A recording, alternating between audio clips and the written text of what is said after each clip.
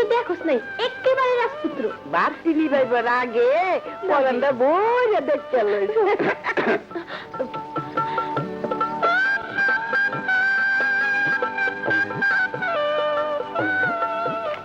আজমত আলী চৌধুরীর পুত্র সুজন চৌধুরীর সহিত 50,001 টাকা দেন মোহরানায় আপনি এ বিয়েতে রাজি আছেন? বলুন কবুল। হ্যাঁ বলেন কবুল। কবুল কবুল কবুল। আসেন আসেন আসেন। জামাই মিয়া, তোমার ভাইজান তো এখনো আইলো না। আয়সা পড়বে। কন্যা বিয়ে কবুল করেছেন, আসেন আমরা বিয়ের কাম শুরু করি। হাবু মিয়া, ভাইজান আসুক তারপর বিয়ে পড়ে তো কও। আরে না না, শুভ কামে দেরি করতে নাই। বড় ভাইজান ঠিকই আইসা পড়বে। আমি একলা মানুষ, কত দিকে সামাল দেবো? মৌলানা সাহেব আপনি বিয়ে পড়ান, আমি আসতেছি। চলো। আউযু বিল্লাহি মিনাশ শাইতানির রাজিম, বিসমিল্লাহির রহমানির রহিম। ভাবিজান আমার ডাকছে। কই তোমার ভাইজান তো এখনো আইলো না। আইসা পড়বো। ইয়ে মানে ব্যস্ত মানুষ। এরা তো ব্যস্ত, নিজের ভাইয়ের বিয়েতে আইতে পারলো না।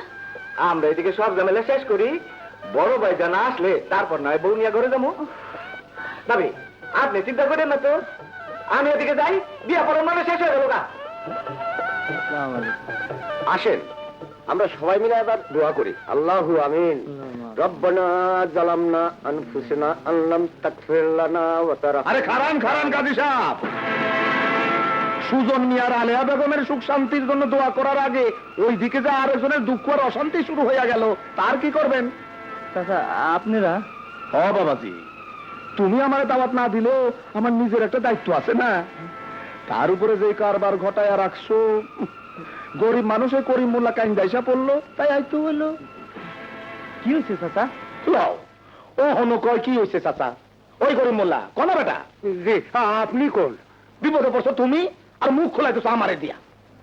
যাওগা শোনেন আপনি, এই সুজন চৌধুরী করিম মোল্লার মায়া ফুলিরে গোপনে আগেই বিয়া করছে। মিশা কথা।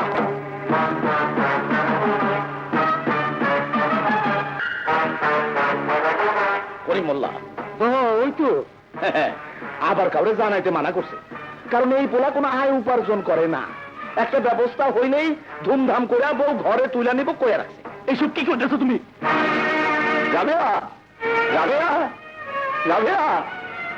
মামা মা এইসব কি শুনতেছি? তোমাকে ছোট মেয়ে এটা একটা কাম করলো, হ্যাঁ? তোমরা আমাকে গ্রামের নামটা ডুবাই দিলা।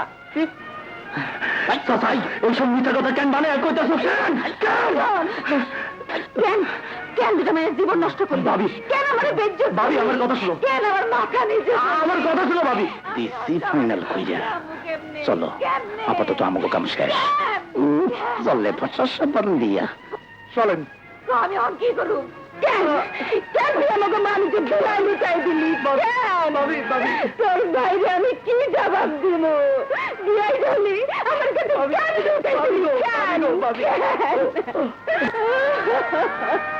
ভাবি আমার একটা কথা শুনো বাবা। খবরদার, তুই আমাকে ধরবি না।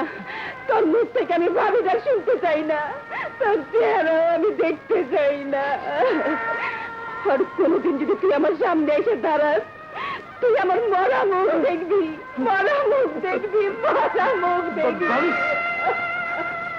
ঠিক আছে ভাবি, কেউ যখন আমার বিশ্বাস করলে না, আমি আমার এই মুখ আর কেউ করে কোনোদিন দেখাব না।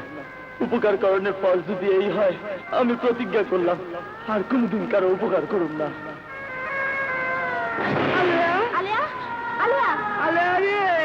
তোর কি সর্বনাশ হইল রে আল্লাহ!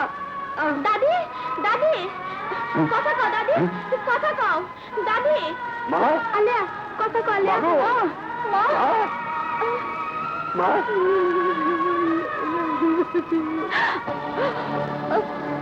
মা আলিয়া কথা কও, আলিয়া। আলিয়া আলিয়া কি হয়েছে তোর?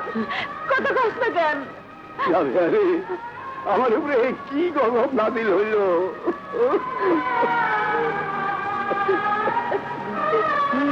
শৈরে, তুই তো দেখোস নাই কি সুন্দর মানুষ। ওই মানুষ গোপনে একটা বউ থইয়া আবার তোরে বিয়া করলো? না না, আমার বিশ্বাস হয় না, মনে হয় কোনো ষড়যন্ত্র। না, আর আমি চুপ থাকুন না, কোনো কথাই শুনুন না। ওই অপায় মায়ের জন্মাইয়া নিজের মায়েরে খাইছে, বিয়া বইতে গিয়ে তোমার মায়েরে খাইছে।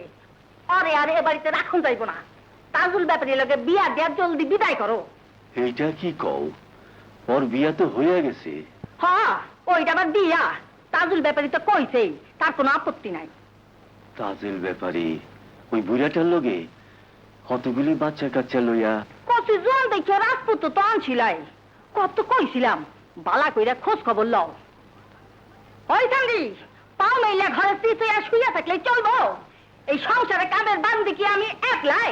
মরণ।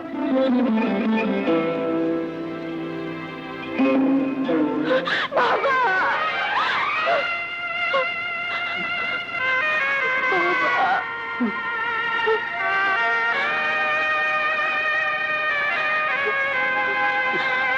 বাবা, আমার 2 বেলা খাওয়ান দিও, সারা জীবন দাসী বান্দির মতো খাটাইয়া দিব। তোমায় পড়ি বাবা, তাজুল ব্যাপারীর লগে বিয়া দিলে মরণ ছাড়া আমার আর কোনো উপায় থাকবো না বাবা, উপায় থাকবো না।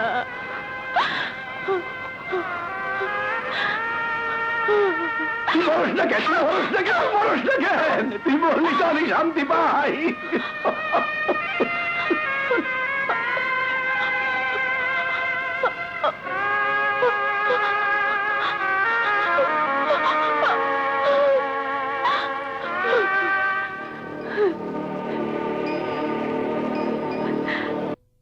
মা, চাচাই রাগ করে গেল গা।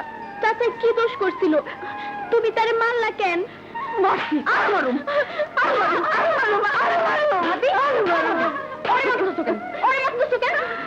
আহো বাবা, আহো।